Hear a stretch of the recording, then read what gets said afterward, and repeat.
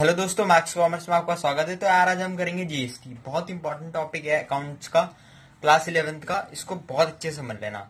और मैं इस बात की गारंटी देता हूँ कि इस वीडियो के लास्ट तक तुम्हें जीएसटी का एक एक पहलू पता होगा और तुम्हें सारी जीएसटी समझ में आ जाएगी कि भैया ये जीएसटी होती क्या है।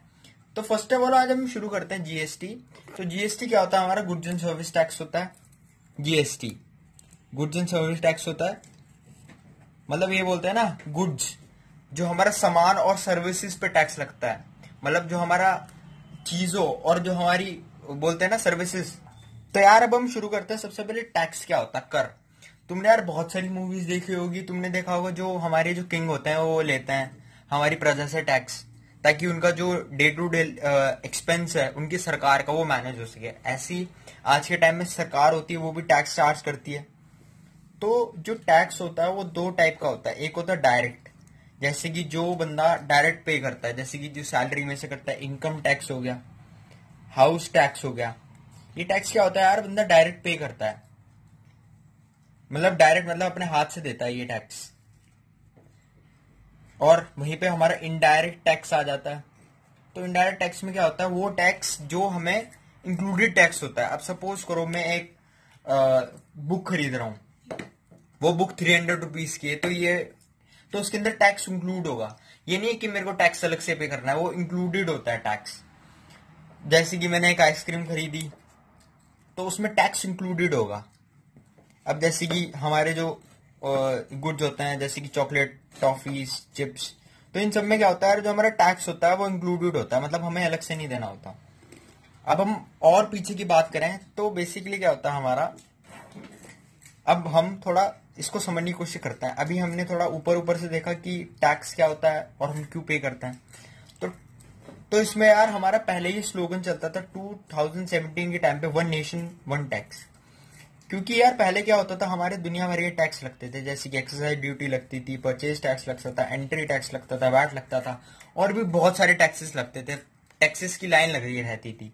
इतनी ज्यादा टैक्सेस हो जाते थे कि बहुत ज्यादा मुश्किल पड़ता था फिर उसको। फिर जब हमारा मोदी सरकार आई तो 24 मार्च 2017 में ये हमारा बिल पास हो गया लोकसभा के अंदर, और 1 जुलाई 2017 से ये हमारा इंप्लीमेंट हो गया जीएसटी। तो जीएसटी अब हर जगह आने लगा, मतलब हर जगह जीएसटी यूज होती थी, पूरी ऑल ओवर द इंडिया। तो इसमें हमारी ये चीज आती है कि इसको एक्सरसाइज ड्यूटी, ये दुनिया भर के टैक्स को हटा के एक टैक्स ला दिए, जीएसटी।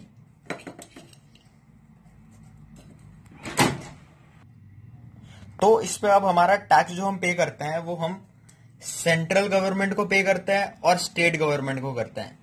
सेंट्रल को पे करते हैं और स्टेट को करते हैं। तो इन दोनों गवर्नमेंट को हम अपना जो टैक्स है वो पे करते हैं। तो जैसे जीएसटी आया यार, बहुत ज्यादा आसानी हो गई थी, क्योंकि पहले इतने सारे टैक्सेस लगते थे तो मैनेजमेंट में भी, बिजनेस चलाने में भी काफी मुश्किल हो जाती थी जब इतने सारे टैक्सेस लगते हैं। तो इसको यार तुम याद कर सकते, इंपॉर्टेंट है। और ये बात याद रखना, जो जीएसटी टॉपिक है वो हमारा 12th में भी चलता है, और 12th के बाद भी अगर तुम हायर स्टडीज में जाते हो अकाउंट्स कॉमर्स की, तो तुम्हें वो भी करना पड़ेगा। तो इसमें यार अब हम आगे देख लेते हैं। तो आगे इसमें जीएसटी की कुछ सब डिविजन हैं। तो ये जो यार जो हमारी जीएसटी है ये दो टाइप्स में बांटी जाती है, एक तो इंट्रा स्टेट, एक इंटर स्टेट। तो जब हमारी जो सेल या परचेज होती है वो हमारी स्टेट के अंदर होती है, उसे हम इंट्रा स्टेट बोल देते हैं। इंट्रा स्टेट मतलब जैसे कि सपोज करो ये एक आदमी है,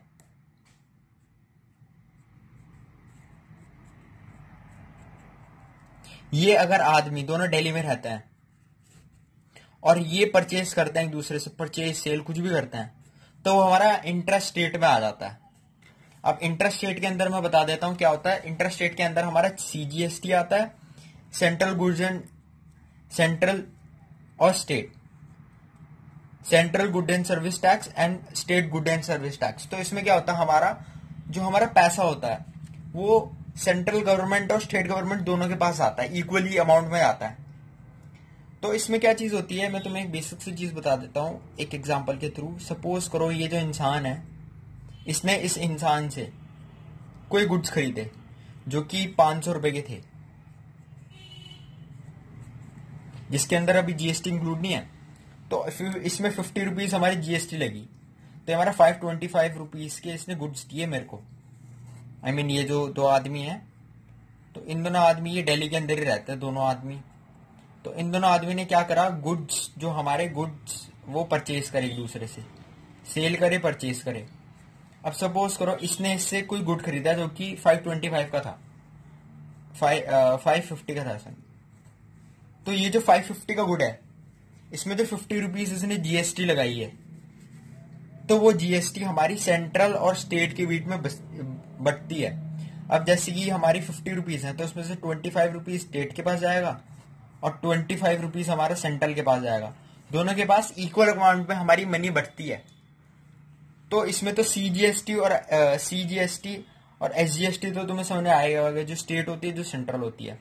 तो ये इंटरस्टेट है, जब हमारी सेल जो है वो सेल एक सेम स्टेट में है। अब सपोज करो ये बंदा दिल्ली में है और ये पंजाब में है और ये सेल और परचेज कर रहा है, तो तब ये एप्लीकेबल नहीं होगा, ये खाली इंटरस्टेट में होता है।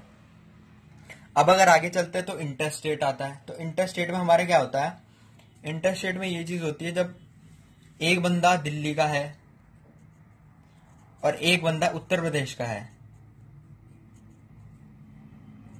तो अगर ये दोनों आपस में सेल या परचेज करेंगे तो इसे हम बोल सकते हैं IGST, integrated goods and service tax. इसमें कुछ ऐसा नहीं होता कि 50% स्टेट में बचता है, 50% सेंट्रल में बचता है। इसका अभी हायर क्लासेस में हमें और पढ़ने को मिलेगा इसके बारे में। इसे अभी हम यहीं तक एज अ बेसिक समझने के लिए यूज करते हैं बस।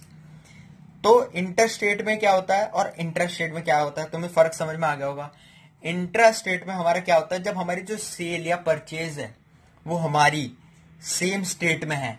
सपोज करो एक आदमी दिल्ली का है और दूसरी दिल्ली के आदमी से परचेज या सेल या कुछ खरीदारी वगैरह कर रहा है, तो उसको हम इंटर स्टेट में डाल देंगे। इंटर स्टेट में क्या होता है, जब दो जो सेल परचेज करने वाली पार्टीज हैं वो अलग अलग स्टेट में रहती है। सपोज करो ये दिल्ली में रहता है, ये उत्तर प्रदेश में रहता है, तो ये अलग अलग हैं, तो इसको इसलिए हम इंटर स्टेट बोलते हैं। इसमें आईजीएसटी होता है, इसमें 50% बढ़ता है। ये तुम्हारी यार जब तुम एंट्रीज करोगे, वो हम अगली वीडियोस में करेंगे एंट्रीज इसकी। तो जब तुम एंट्रीज करोगे तो तुम्हें समझ में आएगा कि कैसे कैसे ये होता है इंटर स्टेट में, कैसे कैसे मतलब हम लोग एंट्रीज को करते हैं। और इंट्रा स्टेट में ऐसा नहीं होता जैसा ये सिस्टम होता है 50-50, इसमें इंटीग्रेटेड होता है। तो तुम्हें समझ में आ गया होगा यार ये सिस्टम इसमें जीएसटी का। अब बात करते हैं जो हमारी इनपुट जीएसटी लगती है और जो हमारी आउटपुट जीएसटी लगती है वो किन पे लगती है। अब जैसे कि इनपुट मतलब किसी को हमने देना है। सपोज करो जो परचेज की सेल है, एज अ बिजनेस तुम अगर अपने आप को मानो, तो इसमें परचेज की सेल होगी, परचेज रिटर्न की सेल होगी। ये जो सेल्स होती हैं इसमें इनपुट जीएसटी लगता है। वो अलग वो बात की बात होगी कि सीजीएसटी लगेगी, आईजीएसटी लगेगी, तो बात की बात हो जाएगी हमारी। तो इनपुट का मतलब हमें देना है, मतलब जब भी हम किसी को कुछ दे रहे होते हैं तो उसमें हम इनपुट जीएसटी लगाते हैं, और अगर कुछ ले रहे होते हैं तो आउटपुट जीएसटी लगाते हैं। जैसे कि सेल हो गया, पेमेंट्स हो गई, सेल रिटर्न हो गया, परचेज हो गया, तुम्हारा परचेज रिटर्न हो गया, तो ये सबको क्या बोलते हैं, इनपुट। तो यार ये तुम्हें और ज्यादा क्लियर हो जाएगा जब हम एंट्रीज करेंगे इसकी, क्योंकि ये तो मैंने तुम्हें खाली बेसिक सा बताया कि इनपुट जीएसटी और आउटपुट जीएसटी, मतलब जब हम दे रहे होते हैं और जब हम ले रहे होते हैं तो इनपुट जीएसटी लगता है, जब दे रहे होते हैं और जब ले रहे होते हैं। अब सपोज करो किसी आदमी ने, कोई बिजनेसमैन है, उसने गुड्स खरीदे, तो उसने जो गुड्स खरीदे वो परचेज कर रहा है ना डीलर से या किसी भी आदमी से, तो उसमें हमारा इनपुट जीएसटी लगेगा क्योंकि वो हमें देना है। और जैसे कि यही बंदा बिजनेसमैन अगर ये किसी कस्टमर को प्रोडक्ट्स बेच रहा है तो हमारा ये आउटपुट जीएसटी लगेगा क्योंकि इसमें सेल कर रहा है, वो सेल रिटर्न कर रहा है। तो ये बेसिक सा था। अब हम कुछ कैरेक्टरिस्टिक्स देख लेते हैं, 2-3 कैरेक्टरिस्टिक्स हैं वो देख लेते हैं ताकि तुम्हें और ज्यादा क्लैरिटी आए। जीएसटी बहुत इंपॉर्टेंट टॉपिक है, उसको ध्यान से करना, कितनी बार बोल रहा हूँ, ध्यान से करना। तो अब इसमें ये क्या होता है हमारा, तो हम देखते हैं यार कैरेक्टरिस्टिक्स क्या होती है जीएसटी की, कि जीएसटी की कितने टाइप्स होते हैं। अब देखें तो जीएसटी कॉम्प्रिहेंसिव इनडायरेक्ट टैक्स होता है। इनडायरेक्ट टैक्स का मतलब ये इनडायरेक्टली दिया जाता है, मतलब डायरेक्टली नहीं दिया जाता है। जैसे कि इनकम टैक्स दिया जाता है, वाटर टैक्स दिया जाता है, हमारा हाउस टैक्स दिया जाता है, वैसे नहीं दिया जाता। और कॉम्प्रिहेंसिव टैक्स इसलिए कहा गया है क्योंकि oh damn, what is this shit, what is this shit.